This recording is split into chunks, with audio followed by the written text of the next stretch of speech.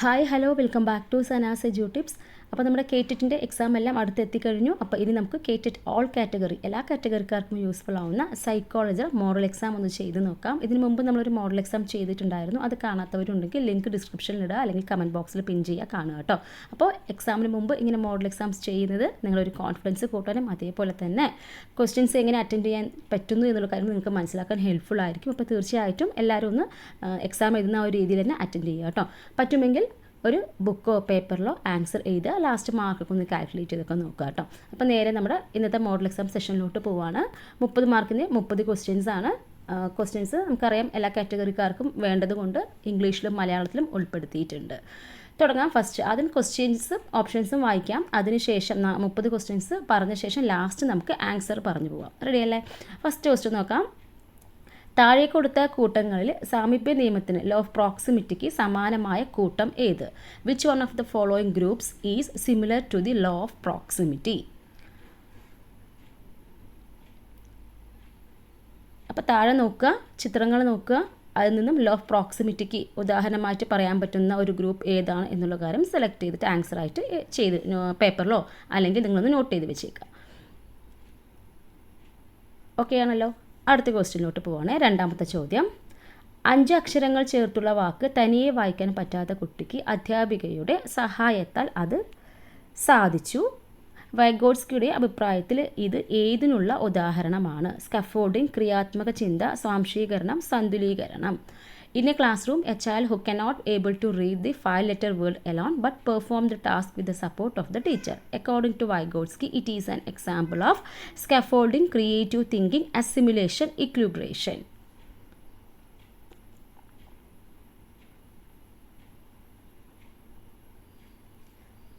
കിട്ടിയല്ലോ? ഓക്കെ, അടുത്ത ക്വസ്റ്റിലോട്ട് പോവാണേ. ഹൈസ്കൂൾ അധ്യാപികയായ അമ്പിളി വളരെ കാലമായി ഒരു കുട്ടിയെക്കുറിച്ച് ആഴത്തിലും പരപ്പിലുമായുള്ള വിവര ശേഖരണം നടത്തുന്നു. ഇവിടെ അധ്യാപിക നടത്തുന്നത് ഏത് രീതിയാണ്? സർവേ രീതി, ആത്മപരിശോധന, പരീക്ഷണാത്മക രീതി, ദെൻ കേസ് സ്റ്റഡി രീതി. Ambili, a high school teacher, is involve in collecting detailed in depth information about a single child over a long period. Here the teacher is adopting which method? Survey method, introspection method, experimental method, case study method.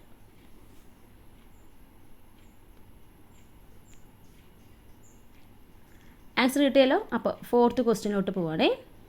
അവനവനെ അറിയുക എന്ന ആശയം ബഹുമുഖ ബുദ്ധിയുടെ ഏത് ഘടകവുമായി ബന്ധപ്പെട്ടിരിക്കുന്നു?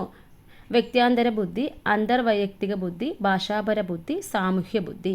The idea know oneself is related to which of the following types of multiple intelligences? Interpersonal intelligence, intrapersonal intelligence, linguistic intelligence, social intelligence. Okay, 5ാമത്തെ ക്വസ്റ്റ്യനിലോട്ട് പോവുകയാണേ. സങ്കീർണത വർദ്ധിക്കുന്നതിന് അനുസരിച്ച് വിഷയങ്ങൾ വീണ്ടും പുനഃസന്ദർശനം നടത്തുന്നത് ഏത് സമ്പ്രദായത്തിലാണ്? ഹിഡൻ കരിക്കുലം, രേഖീയ കരിക്കുലം, സർപ്പിള കരിക്കുലം, ശൂന്യ curriculum. Revisiting topics at increasing level of complexity is followed in hidden curriculum, linear curriculum, spiral curriculum, null curriculum.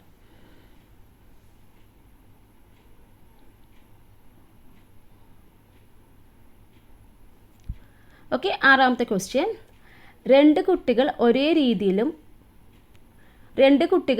രീതിയിലും നിരക്കിലും പഠിക്കുകയും വളരുകയും ചെയ്യില്ല എന്ന് മനുഷ്യവികാസത്തിൻ്റെ ഏതു തത്വത്തിലാണ് പ്രതിപാദിക്കുന്നത്? വികാസം രേഖീയമല്ല, മറിച്ച് ചാക്രികമാണ്. വികാസം അനുസൃതമാണ്. വികാസത്തിൻ്റെ ഗതിയിൽ വ്യക്തിവ്യത്യാസം ഉണ്ടാകും. വികാസം പ്രവചനീയമാണ്. Which principle of human development supports the idea that no two children grow or learn in the exact same way or rate?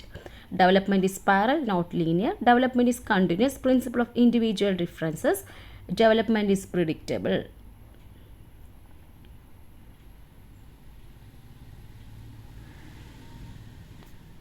So 7ാമത്തെ ക്വസ്റ്റ്യനിലോട്ട് പോവുകയാണേ. നോക്കാം. റാണിയുടെ മൂത്ത സഹോദരനാണ് വിനോദ്. വിനോദിൻ്റെ പിറന്നാൾ വളരെ വിപുലമായി ആഘോഷിക്കുകയും അവന് വില കൂടിയ സമ്മാനങ്ങൾ നൽകുകയും ചെയ്യുന്നത് പതിവാണ്. എന്നാൽ അവളുടെ പിറന്നാൾ വളരെ ശുഷ്കമായി ആഘോഷിക്കുന്നു. ഇവിടെ രക്ഷിതാക്കൾ പ്രകടമാക്കുന്നത് ലിംഗവിവേചനം, ലിംഗസമത്വം, ലിംഗനിഷ്പക്ഷത, ദെൻ ലിംഗപരമായ പങ്ക്. We know this Rani's elder brother. Her parents used to celebrate the birthday of her brother luxuriously and presents him with costly gift, whereas her birthday is celebrated in a dry manner. Here the parents are showing gender discrimination, gender equality, gender neutrality, gender role.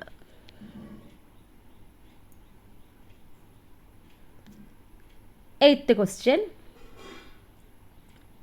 നോക്കാം. നിരവധി തവണ പരിശ്രമിച്ചിട്ടും ഒരു ഗണിത പ്രശ്നം പരിഹരിക്കാൻ പറ്റാതായ കുട്ടി ആ പ്രശ്നത്തെ മറ്റൊരു രീതിയിൽ ദൃശ്യവൽക്കരിച്ചപ്പോൾ എളുപ്പത്തിൽ ഉത്തരം ലഭിക്കുകയുണ്ടായി. ഇത് ഏതിനുള്ള ഉദാഹരണമാണ്? ശ്രമപരാജയ പഠന സിദ്ധാന്തം, അന്തർദൃഷ്ടി പഠനം, അനുകരണം, മനഃപ്പാഠമാക്കൽ പഠനം.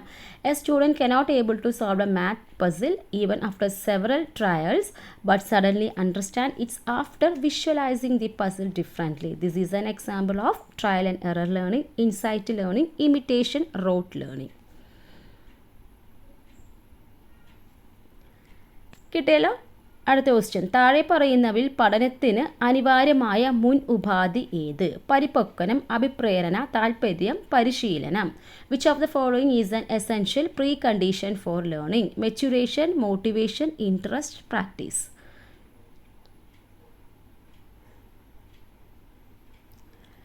പത്താമത്തെ ചോദ്യം നോക്കാം. സാമൂഹ്യമിതിയുമായി ബന്ധമില്ലാത്ത ആശയം ഏത്? Star, clique, gang, isolate. The idea which is not related to sociometry. Star, clique, gang, isolates. 11ാമത്തെ ചോദ്യം.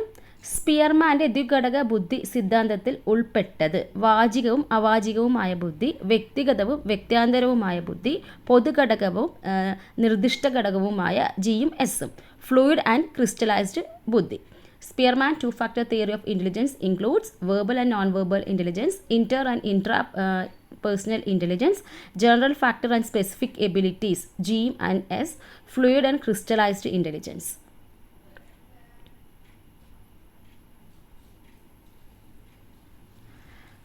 ഓക്കെ. 12ാമത്തെ ക്വസ്റ്റ്യൻ. എറിക് എറിക്സന്റെ അഭിപ്രായത്തിൽ മനുഷ്യവികാസത്തിൻ്റെ ഏത് ഘട്ടത്തിലാണ് സ്വബോധം അല്ലെങ്കിൽ റോൾ സംശയങ്ങൾ അനുഭവിക്കുന്നത്? ശൈശവകാലം, ആദ്യബാലം, കൗമാരം, വാർദ്ധക്യം. According to Erik Erikson, identity versus role confusion is experienced during the which stage of human development? Infancy, early childhood, adolescence, old age. കിട്ടിയല്ലോ. ഇനി 13ാമത്തെ ക്വസ്റ്റ്യൻ നോക്കാം. ശിശു കേന്ദ്രീകൃത വിദ്യാഭ്യാസത്തിന് താഴെ കൊടുത്തിരിക്കുന്നവയിൽ യോജിച്ച ഉദാഹരണം ഏത്? അധ്യാപകൻ ഉറക്കെ വായിക്കുന്നു, വിദ്യാർത്ഥികൾ നിശബ്ദരായി ശ്രദ്ധിക്കുന്നു, അക്ഷരവിന്യാസം മനഃപ്പാഠമാക്കുന്നു, ശാസ്ത്ര പ്രോജക്റ്റ് ചെയ്യുവാൻ കുട്ടികൾ കൂട്ടമായി ജോലി ചെയ്യുന്നു, കുട്ടികൾ ബോർഡ് നോക്കി ഉത്തരങ്ങൾ പകർത്തി എഴുതുന്നു. Which among the following is an example for child-centered approach in education? Teacher reads aloud and students listen silently. Rote memorization of spelling, children working in groups on a science project, students copying answers from the whiteboard. കിട്ടിയല്ലോ. അടുത്ത question നോക്കാം. ഒരു കുട്ടിയുടെ സാമൂഹിക ലോകത്ത് താഴെ പറയുന്നവയിൽ ഒന്ന് ഒഴികെ ബാക്കിയെല്ലാം ഉൾപ്പെടുന്നു. ഓപ്ഷൻസ് വായിക്കാം. അധ്യാപകർ, പാരമ്പര്യ സ്വഭാവ വിശേഷങ്ങൾ, കുടുംബം, കൂട്ടുകാർ. The social world of a child includes all the following except teachers, inherited traits, family, then friends. 15ാമത്തെ ക്വസ്റ്റ്യൻ. തന്നിരിക്കുന്നവയിൽ നിന്നും ഒറ്റപ്പെട്ടത് തിരഞ്ഞെടുക്കുക. സഹവർത്തിത പഠനം, സംവാദാത്മക പഠനം, നേരിട്ടുള്ള ബോധനം, പ്രതിക്രിയാ അധ്യാപനം. Select the odd one from the given options. Collaborative learning, ഡയലോജിക്കൽ learning, direct instruction, reciprocal teaching. ഇനി 16ാമത്തെ question. പുരോഗമന വിദ്യാഭ്യാസത്തിൻ്റെ വക്താവായി അറിയപ്പെടുന്നത് ആര്? John Dalton, John Dewey, John B Watson, John F Kennedy. Who is the founder of progressive education? John Dalton, John Dewey, John B. Watson, John F. Kennedy. 17ാമത്തെ question നോക്കാം. പ്രവർത്തനാധിഷ്ഠിത വിദ്യാഭ്യാസത്തിൻ്റെ പ്രധാന സവിശേഷതകൾ തിരിച്ചറിയുക, ചെയ്തുകൊണ്ട് പഠിക്കുക, ശിശു കേന്ദ്രീകൃത സമീപനം, സജീവ പങ്കാളിത്തം, മനഃപ്പാഠമാക്കൽ. 1, 2, 3, 4 എന്നിവ 1, 4 മാത്രം, 2ഉം 3ഉം മാത്രം, 1ഉം 2ഉം 3ഉം എന്നിവ മാത്രം. Identify the key features of activity based learning by doing, child centred approach, active participation, rote memorisation. 1, 2, 3 and 4, 1 and 4 only, 2 and 3 only, 1, 2 and 3 only.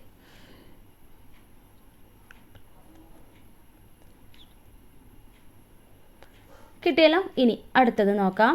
The right of person with disability act was passed in India in the year 2018, 2016, 2005, 2001. ഇന്ത്യയിൽ rights of person with disability act പാസ്സാക്കിയ വർഷം ഏത്? 2018, 2016, 2005, 2001 options.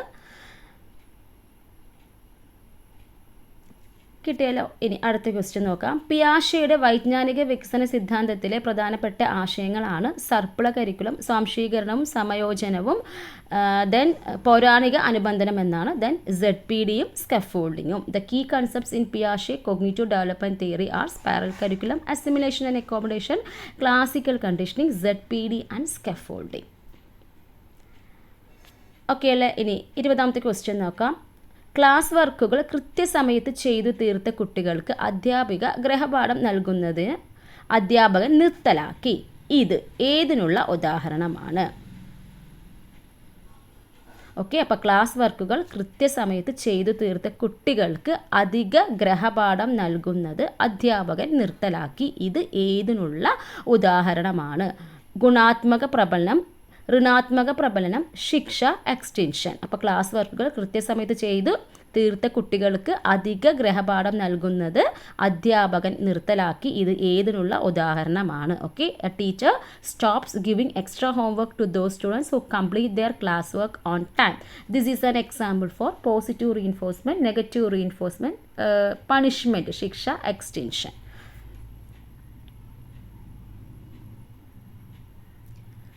കിട്ടിയോ? അടുത്തത് 21ാമത്തെ question നോക്കാം. 12ാം ക്ലാസ്സിൽ പഠിക്കുന്ന ഒരു കുട്ടിക്ക് അധ്യാപകനോട് ദേഷ്യം പ്രകടിപ്പിക്കാൻ സാധിക്കാത്തതിനാൽ പിന്നീട് തൻ്റെ സുഹൃത്തിനെ ശകാരിക്കുന്നതിലൂടെ പ്രകടമാക്കുന്നത് ഏത് പ്രതിരോധ തന്ത്രമാണ്? യുക്തീകരണം, പശ്ചാത്ഗമനം, നിഷേധം, സ്ഥാനാന്തരണം. A student of class 12 who cannot express anger at a teacher but later shouts at a friend is showing which type of defense mechanism? Rationalization, regression, denial, displacement. കിട്ടിയല്ലോ. അടുത്ത 22ാമത്തെ ക്വസ്റ്റ്യൻ നോക്കാം. വിലയിരുത്തലിനെ കുറിച്ചുള്ള ആധുനിക സമീപനവുമായി കൂടുതൽ യോജിച്ച് പോകുന്ന പ്രസ്താവന ഏത്? വിലയിരുത്തൽ പഠനത്തോടൊപ്പം നടത്തേണ്ടതാണ്. ഒരു യൂണിറ്റ് പഠിച്ച ശേഷം മാത്രം വിലയിരുത്തൽ മതി. അക്കാഡമിക വർഷാന്ത്യം മാത്രം വിലയിരുത്തൽ മതി. ദെൻ വിലയിരുത്തൽ അനിവാര്യമല്ല. Which of the following statements best describes the current approach on assessment? Assessment should be integrated with the instructional process. Then assessment should be done only after completing a unit. Assessment should be done only at the end of the academic year. Assessment is not essential. ഇനി 23ാമത്തെ question നോക്കാം. താഴെ പറയുന്നവയിൽ കൂട്ടത്തിൽ പെടാത്തത് തിരഞ്ഞെടുക്കുക. Thematic apperception test, children's apperception test, then പദസഹചരത്വ പരീക്ഷ, Raven's progressive matrices test.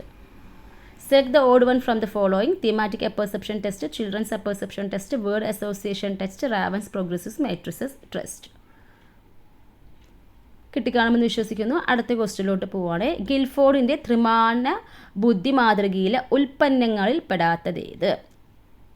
ബന്ധങ്ങൾ, വിലയിരുത്തൽ, സിസ്റ്റങ്ങൾ, implication. Which one among the following is not a product in the SOI model of intellect given by Guilford? Relations, evaluations, systems, implications.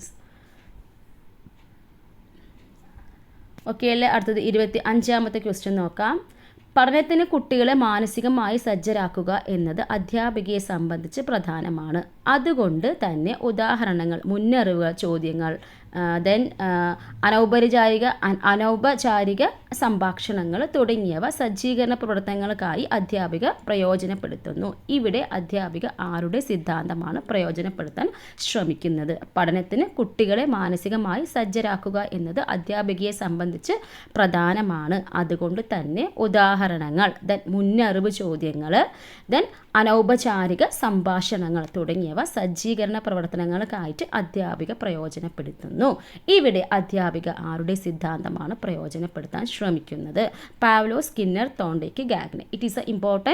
It is important for a teacher to create psychological readiness prior to learning. Therefore, the teacher gives examples, asks questions to test previous knowledge, engage in informal talks with students, etc. to create readiness. Here, the teacher is trying to apply the theory of Pavlov, Skinner, Thorndike, Gagne. കിട്ടിയല്ലോ. ഇനി അടുത്ത ക്വസ്റ്റ്യനോട്ട് പോവുകയാണെ. മനു എന്ന 10 വയസ്സുകാരൻ്റെ മാനസിക വയസ്സ് 14 IQവിൻ്റെ അടിസ്ഥാനത്തിൽ അവനെ തരംതിരിക്കാവുന്നത്. ശരാശരിക്ക് താഴെ, ശരാശരിക്ക് മുകളിൽ പ്രതിഭ. Manu is a 10-year-old boy. His mental age is 14. Based on his IQ, Manu can be classified as average, below average, above average, genius. Okay അല്ലേ? ഇനി അടുത്ത ക്വസ്റ്റ്യൻ. PWD ആക്ട് നിലവിൽ വന്ന വർഷം. The year in which persons with disability act PWD act was introduced കേട്ടോ. അപ്പോൾ 1995, 99, 2009, 2011.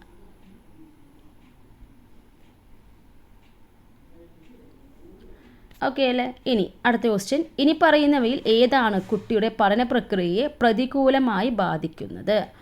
മാതാപിതാക്കളുടെ പിന്തുണയുടെ അഭാവം, നല്ല സമപ്രായക്കാരായുള്ള ബന്ധങ്ങൾ, ദെൻ അധ്യാപകരിൽ നിന്നുള്ള പിന്തുണ, നന്നായി നിർവചിക്കപ്പെട്ട ലക്ഷ്യങ്ങൾ. Which among the following negatively influence the learning process of a child? Lack of parental support, good peer relationship, support from teachers, well-defined goals. കിട്ടിയല്ലോ. ഇനി അടുത്ത ക്വസ്റ്റ്യൻ കുറച്ച് ക്ലാരിറ്റി കുറവുണ്ട്, ഒന്ന് ശ്രദ്ധിച്ച് നോക്കുക കേട്ടോ. അപ്പോൾ നോക്കാം. താഴെ പറയുന്ന പ്രസ്താവനകളിൽ നിന്നും തുടർച്ചയായതും സമഗ്രമായതുമായ വിലയിരുത്തലിൻ്റെ ലക്ഷ്യത്തെക്കുറിച്ചുള്ള ശരിയായ പ്രസ്താവന കണ്ടെത്തുക. കുട്ടികളിലെ സമ്മർദ്ദം കുറയ്ക്കാൻ സഹായിക്കുന്നു. മാർഗദർശനവും ഉപബോധവും നൽകുക. കുട്ടികളെ പതിവായും ചിട്ടയോടും കൂടി വിലയിരുത്തുക. വ്യത്യസ്തനായ ഒരു കുട്ടിയെ കണ്ടെത്തുക. അപ്പോൾ താഴെ പറയുന്ന പ്രസ്താവനകളിൽ നിന്നും തുടർച്ചയായതും സമഗ്രമായതുമായ വിലയിരുത്തലിൻ്റെ ലക്ഷ്യത്തെക്കുറിച്ചുള്ള ശരിയായ പ്രസ്താവനകളാണ് ചോദിച്ചിരിക്കുന്നത്. അപ്പോൾ കുട്ടികളിലെ സമ്മർദ്ദം കുറയ്ക്കാൻ സഹായിക്കുക. ദെൻ മാർഗദർശനവും അതുപോലെ തന്നെ ഉപബോധവും നൽകുക. കുട്ടികളെ പതിവായും ചിട്ടയോടുകൂടിയും വിലയിരുത്തുക. വ്യത്യസ്തനായ ഒരു കുട്ടിയെ കണ്ടെത്തുക. പ്രസ്താവന 2ഉം 4ഉം, പ്രസ്താവന 1ഉം 3ഉം, പ്രസ്താവന 2, പ്രസ്താവന 4 മാത്രം കേട്ടോ. അപ്പോൾ from the following statements find out the correct statements regarding the aims of continuous and comprehensive evaluation. Helps to reduce the stress on children, provide guidance and counselling, assessing students in a regular systematic way, find out and exceptional child. അപ്പോൾ statement 2ഉം 4ഉം, statement 1ഉം 3ഉം, statement 2 only, statement 4 only എന്നുള്ളതാണ് options ആയിട്ട് വരുന്നത്. കിട്ടിക്കാണുമല്ലോ അല്ലേ? അപ്പോൾ നമുക്ക് അടുത്ത ക്വസ്റ്റിനോട്ട് പോകണം. ലാസ്റ്റ് നമ്മുടെ 30ാമത്തെ ചോദ്യമാണ്. ഉയർന്ന മാനസിക പ്രവർത്തനങ്ങളായ ചിന്ത, ആസൂത്രണം തുടങ്ങിയവയെ നിയന്ത്രിക്കുന്ന തലച്ചോറിൻ്റെ ഭാഗം ഏത്? കുറച്ച് ക്ലാരിറ്റി കുറവുണ്ട് ക്വസ്റ്റ്യൻ, വായിക്കുമ്പോൾ ശ്രദ്ധിക്കുക. ഉയർന്ന മാനസിക പ്രവർത്തനങ്ങളായ ചിന്ത, ആസൂത്രണം തുടങ്ങിയവയെ നിയന്ത്രിക്കുന്ന തലച്ചോറിൻ്റെ ഭാഗം ഏത്? Cerebellum, thalamus, cerebral cortex, hypothalamus. Which region of the brain controls the complex mental activities such as thought, planning, etcetera? Cerebellum, thalamus, cerebral cortex and hypothalamus. Answer കിട്ടിയല്ലോ അല്ലേ? അപ്പോൾ നമ്മൾ 30 ക്വസ്റ്റ്യൻസ് പറഞ്ഞു. ഇനി ഇതിൻ്റെ ആൻസറിലോട്ട് പോകണം. അതിന് മുമ്പായി നമ്മുടെ എക്സാമിൻ്റെ ലാസ്റ്റ് മിനിറ്റിൽ സൈക്കോളജി, നമ്മുടെ ജനറൽ പേപ്പർ, നമ്മുടെ ജനറൽ ഇംഗ്ലീഷ് 30 മാർക്കിന്, ദെൻ ജനറൽ മലയാളത്തിൻ്റെ എല്ലാം ഒരു മോഡൽ എക്സാം സെറ്റ് അവൈലബിൾ ആണ്. അപ്പോൾ നിങ്ങൾക്ക് ലാസ്റ്റ് മിനിറ്റ് ഇത് ചെയ്ത് നോക്കണം എന്നുള്ളവരുണ്ടെങ്കിൽ തീർച്ചയായിട്ടും വാട്സപ്പ് നമ്പറിലോട്ടൊന്ന് കോൺടാക്ട് ചെയ്യാൻ മെസ്സേജ് ഇടുക കേട്ടോ. അപ്പോൾ ഇതിൻ്റെ ചെറിയൊരു പേയ്മെൻറ്റ് 89 റുപ്പീസാണ് വരുന്നത്. 3 സെറ്റ് സൈക്കോളജി ഉണ്ടാവും, അതുപോലെ ജനറൽ ഇംഗ്ലീഷ്, നിങ്ങൾ 30 മാർക്കിന് ചോദിക്കുന്ന ഇംഗ്ലീഷും അതുപോലെ തന്നെ ജനറൽ വരുന്ന മലയാളത്തിൻ്റെ പാട്ടും അടങ്ങിയ മോഡൽ എക്സാം സെറ്റാണ് കേട്ടോ. അപ്പോൾ നമുക്കിനി എന്ത് ചെയ്യണം? നമ്മുടെ ആൻസറാണ്, എല്ലാവരും ആൻസറിലോട്ടാണ് കണ്ടു നോക്കിയിരിക്കുന്നത് അല്ലേ? അപ്പോൾ എന്തായാലും നമുക്ക് ആൻസർ പറയാം. ഫസ്റ്റ് ക്വസ്റ്റ്യൻ്റെ ആൻസർ ഏതാണ്? ലോ ഓഫ് പ്രോക്സിമിറ്റിക്ക് അല്ലേ, സാമീപ്യ നിയമത്തിന് താഴെ പറയുന്ന ഏത് ഗ്രൂപ്പാണ് എക്സാമ്പിളായിട്ട് പറയാൻ പറ്റുന്നത്? ആൻസർ ഓപ്ഷൻ ഡി ആണ് റൈറ്റ് ആൻസർ. ഓക്കെ അല്ലേ? ഇനി രണ്ടാമത്തെ ക്വസ്റ്റ്യൻ നമുക്കറിയാം വൈഗോട്സ്കി എന്നൊരു വാക്കുണ്ട്, ഒറ്റയ്ക്ക് ചെയ്യാൻ പറ്റില്ല, support of the teacher. So answer option ഏതാണ്? സ്കഫോൾഡിംഗ് ആണ്. ആൻസർ ഓപ്ഷൻ എ ആണ് റൈറ്റ് ആൻസർ. ദെൻ മൂന്നാമത്തെ ഇൻഡെപ്ത് ഇൻഫോർമേഷൻ, ഒരു കുട്ടിയെക്കുറിച്ചുള്ള ആഴത്തിലുള്ള വിവരശേഖരണം നടത്തുന്നു എന്ന് പറയുമ്പോൾ അത് ഏതാണ്? ഓപ്ഷൻ ഡി ആണ്, കേസ് സ്റ്റഡി ആണ് റൈറ്റ് ആൻസർ. കിട്ടിയല്ലോ. ഇനി അടുത്ത ക്വസ്റ്റ്യൻ നാലാമത്തെ, ദ ഐഡിയ നോ വൺസെൽഫ്, അവനവനെ അറിയുക. That means intrapersonal intelligence, അന്തർ വൈയക്തിക ബുദ്ധി. ഓപ്ഷൻ ബി ആണ് റൈറ്റ് ആൻസർ.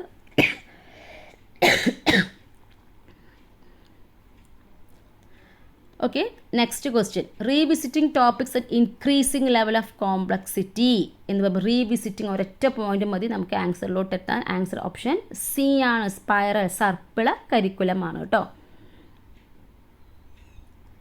ഓക്കെ ആണല്ലോ. ഇനി ആറാമത്തെ ക്വസ്റ്റ്യൻ്റെ ആൻസർ നോക്കൂ. No two children grow or learn in exact same way or rate. ഏതാണ് പറയുന്നത്? ഇതിൻ്റെ ആൻസർ ഏതായിട്ട് വരും? Answer option principle of individual difference ആണ് വരിക അല്ലേ. ഇപ്പോൾ വികാസത്തിൻ്റെ ഗതിയിൽ വ്യക്തി വ്യത്യാസം ഉണ്ടാവും. ഓപ്ഷൻ സി ആണ് റൈറ്റ് ആൻസർ. ഇനി ഏഴാമത്തെ ക്വസ്റ്റ്യൻ എന്താണ്? അവിടെ ജെൻഡർ ഡിസ്ക്രിമിനേഷൻ ആണ് വരിക അല്ല. ഓപ്ഷൻ എ ആണ്. ലിംഗവിവേചനമാണ് വരുന്നത്. ഇനി അടുത്തത് എട്ടാമത്തെ ക്വസ്റ്റ്യൻ നോക്കൂ. എട്ടാമത്തെ ക്വസ്റ്റ്യൻ്റെ ആൻസർ ഏതായിരിക്കും? ആൻസർ ഓപ്ഷൻ ബി ആണ് അല്ലേ. ഇൻസൈറ്റ് ലേണിംഗ്, അന്തർദൃഷ്ടി പഠനമാണ്. അപ്പോൾ നോക്കൂ, ഒത്തിരി പ്രാവശ്യം നിരവധി തവണ പരിശ്രമിച്ചിട്ടും ഒരു ഗണിത പ്രശ്നം പരിഹരിക്കാൻ പറ്റാതായ കുട്ടി പിന്നീട് എന്താണ് ആ ഒരു പ്രശ്നം ബട്ട് സഡൻലി അല്ലേ പെട്ടെന്ന് മനസ്സിലാക്കുക, അത് വിഷ്വലൈസ് ചെയ്തു അല്ലേ. ദാറ്റ് മീൻസ് അവിടെ ഏതാണ് വരെ നമ്മുടെ ഇൻസൈറ്റ് സഡനായിട്ട് നമുക്കൊരു കിട്ടുന്ന നമുക്ക് ഇൻസൈറ്റ് നമുക്ക് കളക്ട് ചെയ്യാൻ പറ്റുന്നതാണ് കേട്ടോ. സോ ഇൻസൈറ്റ് ലേണിംഗ്, അന്തർദൃഷ്ടി പഠനമാണ് വരിക. ഇനി നയൻത്ത് ക്വസ്റ്റ്യൻ്റെ answer precondition for learning.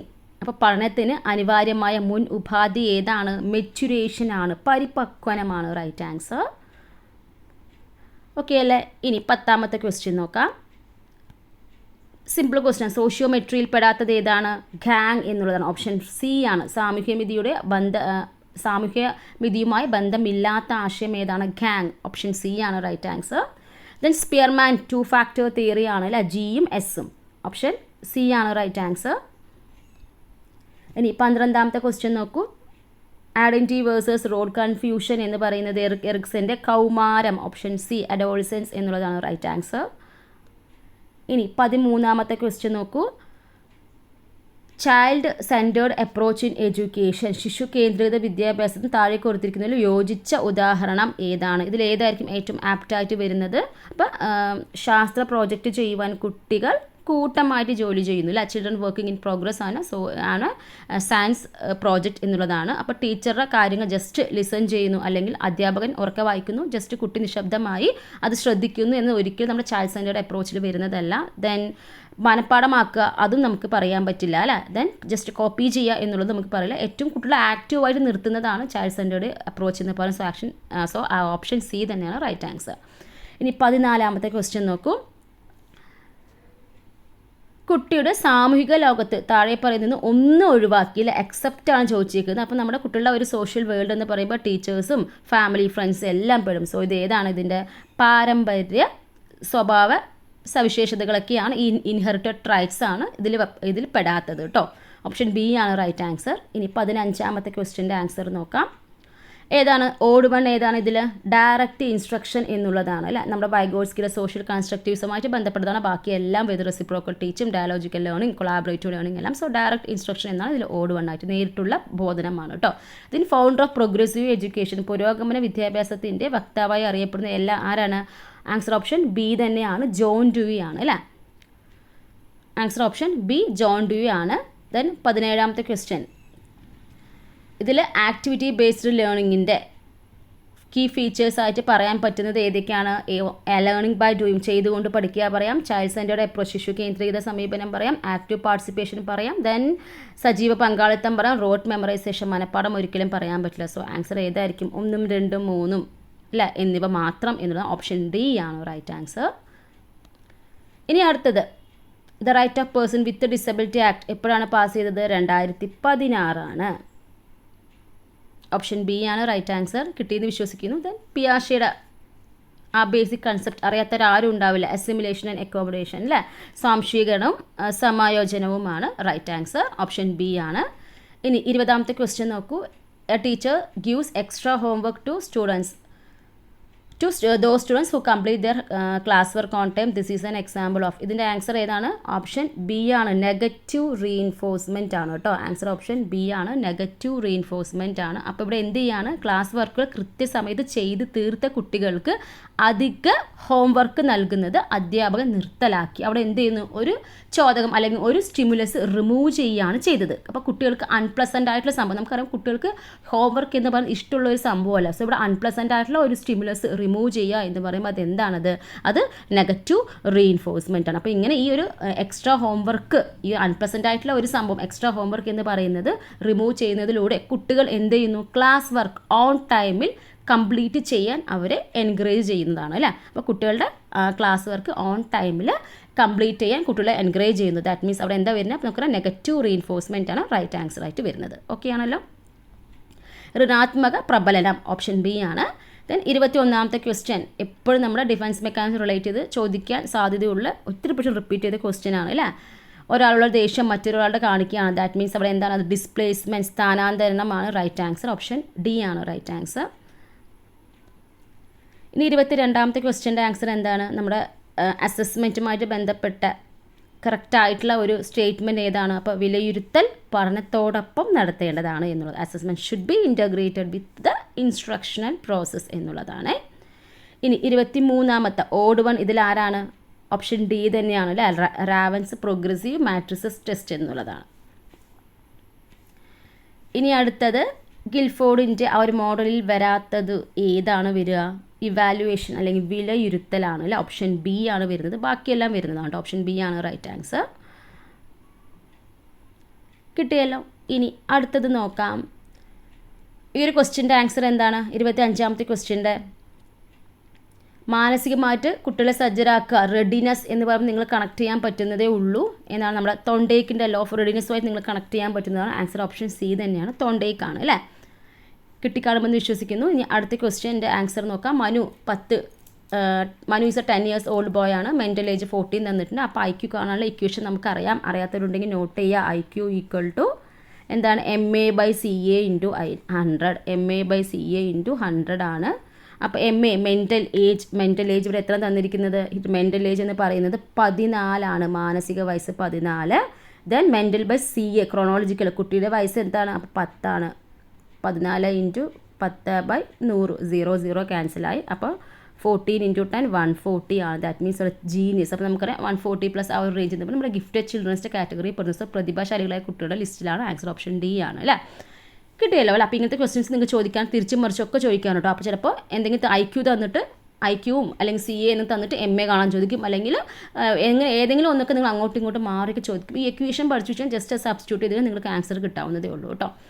Okay ആണല്ലോ. നെക്സ്റ്റ് അടുത്ത ക്വസ്റ്റ്യനോട്ട് പോവാം. PWD ആക്ട് ഇൻട്രൊഡ്യൂസ് ചെയ്തത് എപ്പോഴാണ്, 1995 ആണ്. ഓപ്ഷൻ എ ആണ് റൈറ്റ് ആൻസർ.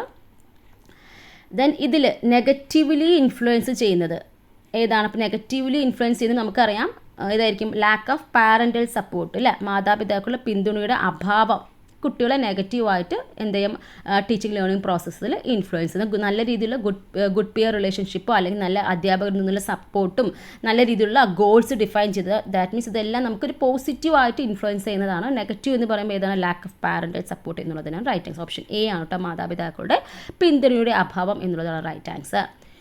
ഇനി നമ്മുടെ 29ാമത്തെ ക്വസ്റ്റ്യൻ ആണ് അല്ലേ. അപ്പോൾ ഇതിൽ നോക്കൂ, കണ്ടിന്യൂസ് ആൻഡ് കോംപ്രിഹെൻസീവ് ഇവാലുവേഷനുമായിട്ട് ബന്ധപ്പെട്ടുള്ള കറക്റ്റ് ആയിട്ടുള്ള സ്റ്റേറ്റ്മെൻറ്റ്സ്. കുട്ടികളെ സമ്മർദ്ദം കുറയ്ക്കാൻ സഹായിക്കുക, ഹെൽപ്പ് ടു റിഡ്യൂസ് സ്ട്രെസ്, കറക്റ്റാണ് അല്ലേ. ദെൻ മാർഗ്ഗദർശനവും ഗൈഡൻസും കൗൺസിലിംഗ് കൊടുക്കുക, ഇതിൽ നമുക്ക് കറക്റ്റായിട്ട് എടുത്ത് പറയുന്ന ഒരു സംഭവമല്ല അല്ലേ. Then assessing students in regular systematic വേ, കുട്ടികളെ പതിവായും ചിട്ടയോടുകൂടിയും വിലയിരുത്തുക, ശരിയാണ്. ദെൻ എക്സെപ്ഷണൽ ചൈൽഡിനെ കണ്ടെത്താൻ വേണ്ടി എന്ന് നമുക്കതിൻ്റെ എയിംസ് ആയിട്ട് ഒരിക്കലും പറയാൻ പറ്റില്ല. വ്യത്യസ്തനായ ഒരു കുട്ടിയെ കണ്ടെത്തുക എന്ന് നമുക്ക് പറയാൻ പറ്റില്ല. സോ ആൻസർ 1ഉം 3ഉം വരുന്നതാണ് റൈറ്റ് ആൻസർ. 1ഉം 3ഉം ആൻസർ ഓപ്ഷൻ ബി ആണ് അല്ലേ. കിട്ടിയല്ലോ. ആൻസർ ഓപ്ഷൻ ബി ആണ് റൈറ്റ് ആൻസർ ആയിട്ട് വരിക. ദെൻ നമ്മുടെ ലാസ്റ്റ് ക്വസ്റ്റ്യൻ, ഉയർന്ന മാനസിക പ്രവർത്തനങ്ങളായ ചിന്ത, ആസൂത്രണം തുടങ്ങിയവ നിയന്ത്രിക്കുന്ന തലച്ചോറിൻ്റെ ഭാഗം എന്ന് പറയുന്നത് അറിയാത്തവർ പഠിച്ചു വെച്ചേക്കുക, സെറിബ്രൽ കോർട്ടെക്സ് ആണ് കേട്ടോ. സെറിബ്രൽ കോർട്ടെക്സ് ആണ്. Okay, the brain controls the complex mental activities such as thought, planning etcetera എല്ലാം എന്ന് പറയുന്നത് സെറിബ്രൽ കോർട്ടെക്സ് ആണ്. അപ്പോൾ ഇതെല്ലാം തന്നെ നമ്മുടെ പ്രീവിയസ് ഇയർ ക്വസ്റ്റ്യൻസ് നമ്മുടെ കാറ്റഗറി 4ലും സൈക്കോളജിയിലും അതുപോലെ തന്നെ ഇപ്പോൾ കഴിഞ്ഞ നമ്മുടെ സർവീസ് എക്സാമിന് അങ്ങനെയെല്ലാം മിക്സഡ് ആയിട്ട് ഞാൻ ഇട്ട ക്വസ്റ്റ്യൻസ് ആണ്. അപ്പോൾ എന്തായാലും നിങ്ങൾക്ക് മാക്സിമം മാർക്ക് കിട്ടിയിട്ടുണ്ടാകുമെന്ന് വിശ്വസിക്കുന്നു. അപ്പോൾ നമ്മുടെ എക്സാം ഒക്കെ ആയി ഇനി ഞങ്ങൾ ടെൻഷൻ അടിക്കേണ്ട, ഒരുപാട് ടഫായിട്ടുള്ള ക്വസ്റ്റ്യൻസ് ഒന്നും നിന്നിട്ടില്ല. അപ്പോൾ എല്ലാവർക്കും മിക്കവാറും ഫുൾ മാർക്ക് കിട്ടി, ആർക്കെങ്കിലും ഫുൾ മാർക്ക് കിട്ടിയിട്ടുണ്ടെങ്കിൽ കമൻറ്റ് ചെയ്യുക. അപ്പോൾ നല്ല രീതിയിൽ തന്നെ ഇനി എക്സാമിന് വേണ്ടി പ്രിപ്പയർ ചെയ്യുക. ഇനി നമുക്കറിയാം ദിവസം വളരെ കുറവാണെങ്കിൽ, വളരെ കുറവെന്ന് പറയാനില്ല, നിങ്ങൾ 18-ാം തീയതിയാണ് നിങ്ങളുടെ എക്സാം വരാൻ പോകുന്നത്. അപ്പോൾ നന്നായിട്ട് പഠിച്ച് നല്ല റിവൈസ് ചെയ്ത് നല്ല കുറച്ച് കോൺഫിഡൻറ്റോട് കൂടി പോയി എക്സാം എഴുതാൻ നോക്കുക കേട്ടോ. അപ്പോൾ നമ്മളൊരു നെഗറ്റീവ് ഒന്നും അടിക്കേണ്ട. ദാറ്റ് മീൻസ് നിങ്ങൾ ചിന്തയിൽ നെഗറ്റീവ് ആയി, നമുക്ക് എന്തായാലും എക്സാമിൻ്റെ ക്വസ്റ്റ്യൻ പേപ്പറിൽ നെഗറ്റീവ് മാർക്ക് ഇല്ല, പക്ഷേ നിങ്ങൾ ഡൗൺ ആയി കഴിഞ്ഞാൽ അപ്പോൾ അത് നമ്മുടെ ആ ഒരു ആൻസർ ചെയ്യുന്ന സമയത്ത് നിങ്ങൾക്കത് ബുദ്ധിമുട്ടാവും. അപ്പോൾ നല്ല രീതിയിൽ പോസിറ്റീവായിട്ട് ഇരിക്കുക, നന്നായിട്ട് കിട്ടുമെന്ന് ശുഭപ്രതീക്ഷയോടെ തന്നെ ഇരിക്കുക. അപ്പം നന്നായിട്ട് തന്നെ എക്സാമിനോട് ഇനിയുള്ള ദിവസം പ്രോപ്പറായിട്ട് റിവൈസ് ചെയ്യുക. അപ്പോൾ എല്ലാവർക്കും all the very best. Then നമ്മുടെ ചാനലിൽ നിന്ന് ആദ്യമായിട്ട് കാണുന്നവരുണ്ടെങ്കിൽ ചാനൽ സബ്സ്ക്രൈബ് ചെയ്യാൻ, ഫോളോ ചെയ്യാനും മറക്കരുത്. Okay, keep watching. Thank you.